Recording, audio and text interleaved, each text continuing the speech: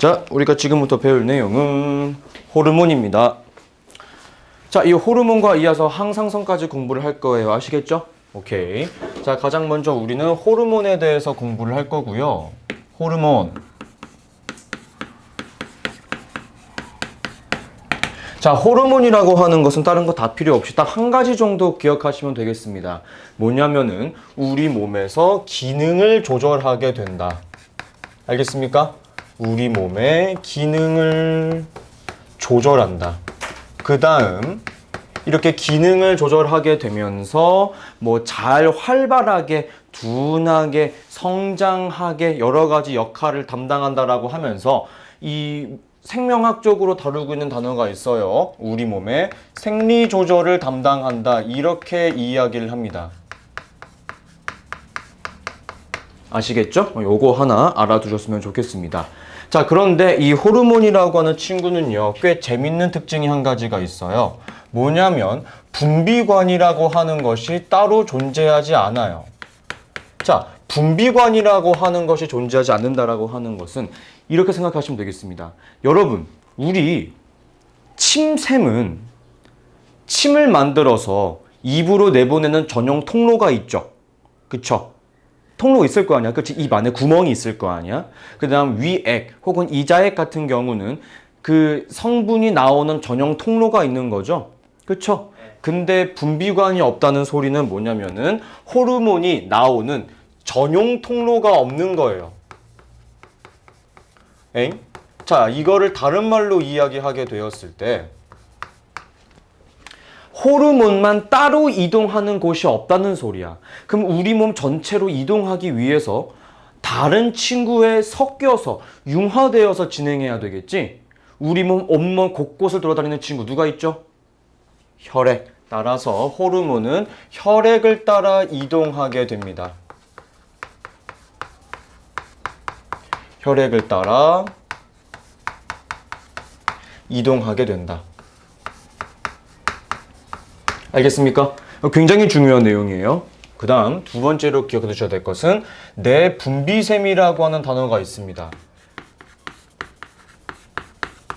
자, 이 내분비샘이라고 하는 것은 너무나 당연하게 우리 몸 안쪽에서 호르몬을 분비하는 장소라고 생각하시면 됩니다. 오케이? 따라서 이 호르몬이라고 하는 것을 생성하고 그 다음 저장하고 있다가 필요시 분비하는 곳, 이곳을 우리는 내분비샘이라고 부르는 거예요.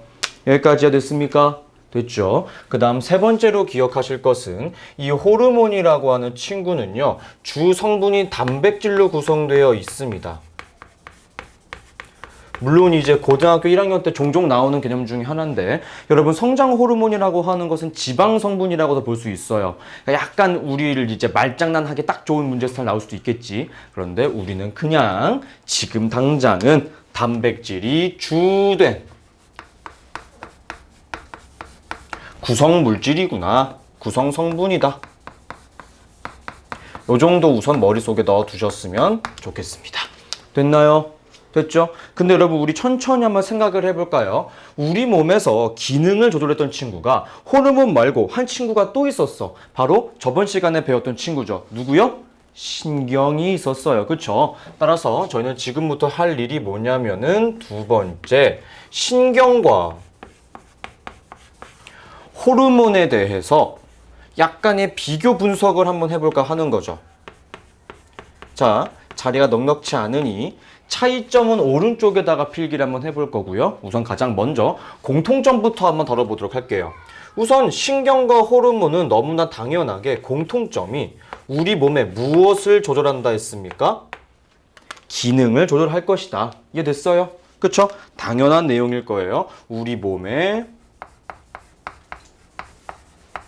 기능을 조절하게 될 겁니다. 가장 중요한 공통점이라고 볼 수 있겠죠? 그쵸? 하지만 여러분 두 번째, 차이점도 굉장히 명확해요. 자, 어떤 차이점이 있냐? 신경 같은 경우는 신경만 따로 이동하는 전용 통로가 있어 없어? 있었어. 누구? 뉴런. 그치? 뉴런이라고 하는 전용 통로가 있었잖아. 그치? 그렇기 때문에 전달 속도가 상당히 빠른 편이었다. 그렇게 이해할 수 있겠죠? 그쵸? 따라서 신경 같은 경우는요. 전달 속도가 어때요? 빨라요. 속도가 빠르고요. 그 다음 효과의 지속성은 느린 편이에요. 그쵸? 여러분 단적인 예시를 한번 들어볼게요. 호르몬 중에 성장 호르몬 아시죠? 그쵸? 여러분 일반적으로 사람이라고 하는 동물은 태어나서 성장이 끝날 때까지 보통 얼마 동안 성장 호르몬이 계속 나오죠? 대략적으로 약 20년 가까이 호르몬 작용을 할 거야.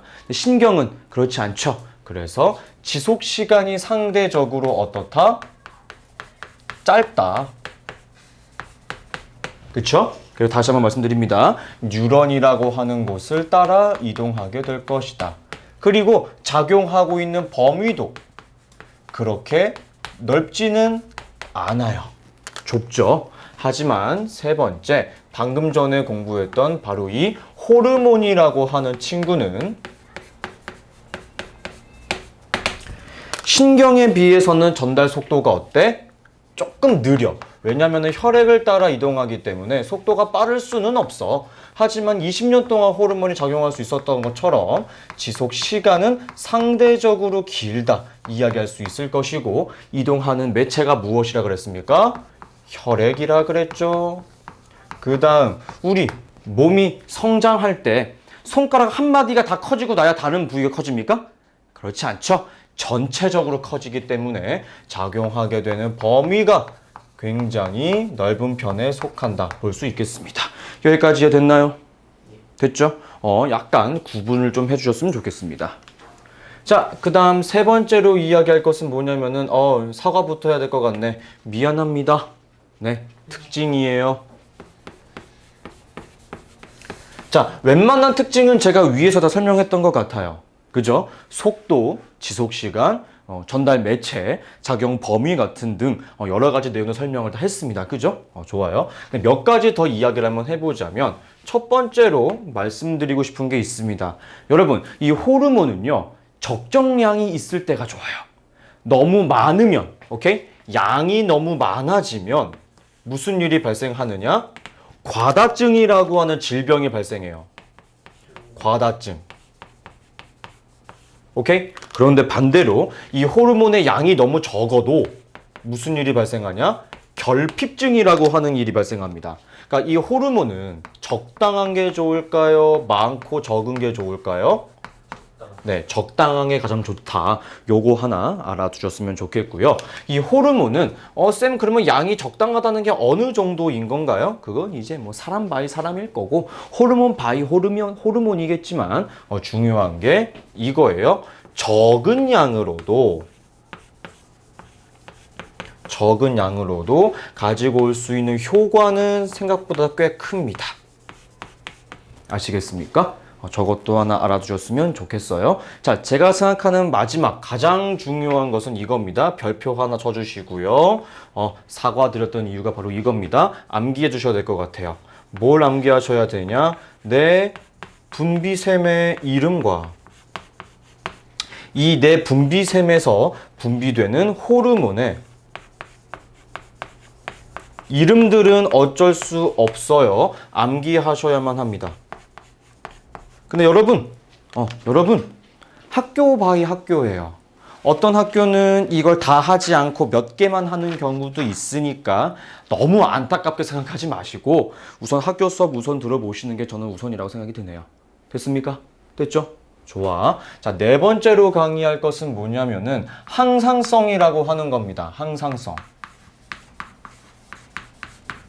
얘들아, 항상이 뭐야? 항상.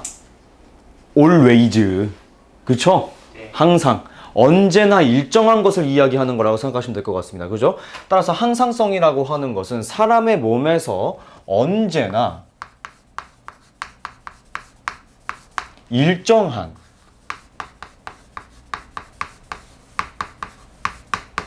값을 유지하려고 하는 그 성질을 우리는 항상성이라고 이야기하는 거예요. 그쵸? 그럼 여러분 생각을 한번 해봅시다. 야, 너 지금 어떤 게 조금 달라졌어? 야, 이거 조금 많아졌어, 적어졌어. 우리 몸에서 느껴야 되겠지. 뭘로 느끼는 거야? 자극을 통해 느껴야 되겠네. 그쵸? 맞습니다. 따라서 이 항상성의 유지 원리부터 한번 이야기를 드려보자면은, 너 지금 항상 일정한 값을 가지고 있어야 되는데 값이 조금 튀네. 너무 커졌어. 너무 작아졌어. 라고 하는 것을 자극으로 받아들여야 됩니다. 자극이 들어와야 되고, 자극이 들어오게 됐으면 이거를 너 이제 어떻게 해? 이렇게 해야 될 것 같아. 판단하고 명령 내려야 되겠죠. 어디에서 처리를 하는 곳이죠? 명령하고 판단하는 곳은 대부분 다 뇌라 그랬습니다. 그렇죠? 자극이 뇌로 전달되어야 합니다. 그 다음 이 뇌에서는 이제 명령 내리겠지. 자자자자자 어떻게 해. 넌 이렇게 넌 저렇게 넌 이렇게 저렇게 해. 명령 내리겠죠. 근데 이때 우리 몸의 기능을 조절하는 걸 거 아니야, 항상성이. 그지? 우리 몸의 기능 조절하는 친구 누구랑 누구? 신경과 호르몬. 됐나요? 따라서 뇌에서 명령을 내렸을 때 바로 이 신경과 호르몬이 작용하게 되는 것을 이야기합니다. 됐나요? 됐죠? 좋아요. 자, 그 다음 두 번째. 대표적으로는 꽤 여러 가지가 있습니다. 항상성의 유지 원리, 항상성의 예시가 있어요. 대표적인 예시는 이제 체온 유지가 존재할 것 같아요. 체온. 사람은 정온 동물이라고 이야기하죠. 36.5도를 일정하게 유지해야 되는 동물입니다. 그죠? 두 번째로는 혈당량. 피 안에 포도당이 일정량 항상 유지되어야 돼요. 그래야 세포 호흡을 할 수 있거든요. 오케이, 됐죠? 두 번째로는 이제 우리 몸의 물의 량. 이걸 뭐라 그러지? 책에 있을 텐데 물양. 이걸 뭐라고 불러야 되지? 갑자기 왜 기억이 안 나지? 책에 있지 않을까? 없나? 체액의 농도. 체액의 농도요. 체액 농도 등. 이렇게 이제 우리가 공부를 해야 되는데 가장 메인으로 공부할 친구는 얘랑 얘입니다. 됐나요? 됐죠? 그래서 가장 먼저 체온이 떨어지는 것만 한번 해볼 거예요. 왜냐면은 체온이 올라갔을 때는 호르몬이 나오지 않아요. 그래서 체온이 떨어지는 것만 한번 해볼까 합니다. 항상성 유지 예시 문제예요. 첫 번째, 체온이 떨어졌을 때. 알겠습니까? 자, 여러분, 체온 유지를 하기 위해 우리 머리에서 주로 담당하는 곳이 어디냐? 간뇌라고 하는 곳이었어요. 알겠죠? 자, 간뇌에서 너 지금 넘날이 추워! 라고 자극을 받습니다. 그럼 이 간뇌에서 명령을 내려요. 명령을 내립니다. 각각 두 친구에게 명령을 내리는 거죠. 첫 번째, 어이 신경, 너는 이런 일을 해라. 예이! 이렇게 합니다. 자, 그럼 신경을 뭘 하느냐? 우선 첫 번째, 땀 분비를 많이 하면 안 되겠죠. 땀 흘리면 추우니까 땀 발생량이 줄어들 것이며 피부 근처의 혈관은 수축됩니다. 그 다음 우리 추우면 보통 어떤 일이 발생하죠? 떨어요. 이게 왜 떨리는 거야? 근육이 떨리는 거야. 근육이. 오케이? 근육의 떨림을 증가시키는 거예요. 여러분, 제가 이거 정확하게 구분시켜 드렸죠? 꼭 기억하세요. 근육이 떨리고 혈관이 수축되고 땀 발생량이 적어지는 것은 호르몬에 관련된 거야? 신경에 관련된 거야? 신경이야. 정확하게 구분해야 된다. 알았지? 자, 그 다음은 호르몬을 만들기 위해서 여러 가지 작용도 일어나게 됩니다. 대표적으로 가장 먼저 중요한 게 뭐냐면은 좀 거지가 될 거야. 잘 봐봐. 갑상샘 자극 호르몬이라고 하는 것을 만들어요. 오케이? 자, 그럼 이 갑상샘 자극 호르몬은 또 어디로 가야 되느냐? 갑상샘으로 가요. 알겠지? 갑상샘으로 가. 그럼 이제 갑상샘이 나 자극받았어. 그럼 이제 나는 갑상샘은 뭐 하느냐? 호르몬을 만듭니다. 이때 만드는 호르몬의 이름이 티록신이에요. 자, 여러분 잘 생각해봐요. 갑상샘 자극 호르몬은 결국에 뭐냐면은 호르몬을 만드는 호르몬이야. 그렇잖아. 얘가 일로 와서 얘를 만든 건데 얘 호르몬이고 얘 호르몬이잖아. 그러니까 호르몬을 만들기 위해서 만들어진 거네요. 말장난 장난 아니게 재밌죠? 호르몬을 만들기 위한 호르몬이야. 이야, 예술이죠? 그죠? 자, 됐습니다. 따라서 이 티록신이 분비가 되면은 무슨 일이 발생하느냐? 우리 몸에서 세포 호흡이 증가됩니다. 고등학교 1학년 때 공부하게 되겠지만 세포 호흡 중에서 70%가 체온 유지에 에너지를 쓰고 있고요. 30%가 이제 ATP라고 하는 것으로 전환이 되기도 한다는 거 하나 아는 척 하세요. 어디 가서. 네. 요 정도 하나 보시면 되겠습니다. 됐나요? 됐죠? 자, 그 다음으로 공부할 예시는 뭐가 있냐면은 우리가 밥을 못 먹어서 너무나 배고파. 즉 혈당량이 떨어진 경우야. 자, 이렇게 혈당량이 떨어지게 되면은 제일 중요한 게 뭐냐면요. 자극을 받는 곳이 이자에서 자극을 이렇게 받아서 혈당을 만들게 호르몬을 분비하게 됩니다. 알겠죠? 시작도 안 했는데 벌써 이게 안 되는데. 자, 이자에서 혈당량이 떨어지면 뭘 만들게 되냐면은 글루카곤이라고 하는 호르몬을 만들어요. 글루카곤. 자, 이 글루카곤이라고 하는 친구는 또 무슨 일을 하게 되냐면 크게 두 가지의 일을 할 수가 있는데 첫 번째는요. 우리 사람의 간에는 글리코젠이라고 하는 친구가 있어. 이름 예술이지 않아? 네. 글리코젠을 포도당으로 바꿉니다. 바꿔요. 그 다음 중요한 거 세포 호흡은 덜 하게 합니다. 세포 호흡을 많이 하면 포도당을 많이 쓰겠죠. 그럼 혈당량이 안 그래도 떨어져서 배고파 죽겠는데 에너지 더 많이 쓰면 안 되겠죠? 그렇습니다.